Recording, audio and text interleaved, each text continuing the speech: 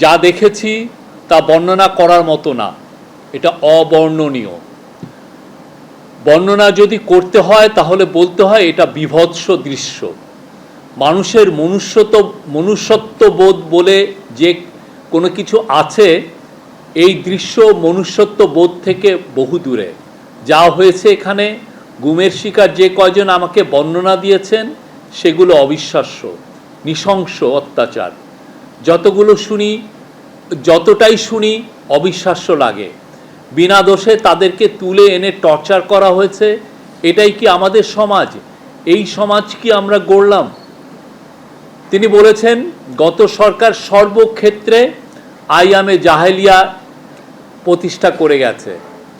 এই আয়নাঘর হলো তার একটা নমুনা। যে আবার আমি কোট আনকোট উনি যেটা বলছেন, যে খুপড়ির মধ্যে তাদেরকে রাখা হয়েছে, গ্রামের মুরগির খাঁচাও এর থেকে বড় হয়। তাদেরকে মাসের পর মাস, বছরের পর বছর এভাবে বন্দি করে রাখা হয়েছে।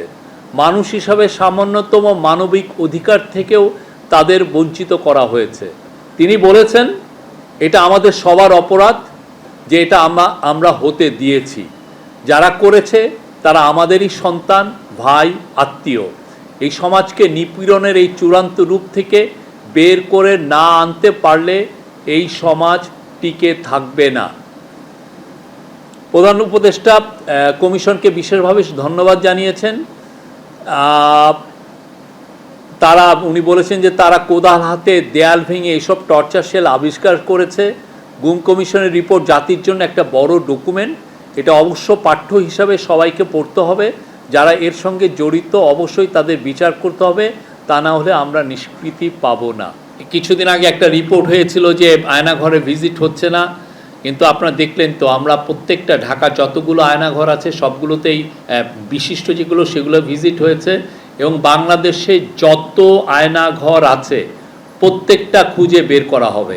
সোফার আমাদের কাছে গুম কমিশনের ইনভেস্টিগেশন অনুযায়ী এবং সিকিউরিটি ফোর্সে যা ইনভেস্টিগেশন করেছে আমরা জেনেছি এটার সংখ্যা কয়েকশো, মেবি 700 থেকে 800, এবং এইটা আরও বের হচ্ছে। এবং এটা বোঝা যাচ্ছে যে এটা শুধুমাত্র ঢাকায় কনসেন্ট্রেট ছিল না, প্রত্যন্ত অঞ্চলেও এরকম অনেক আয়নাঘর ছিল।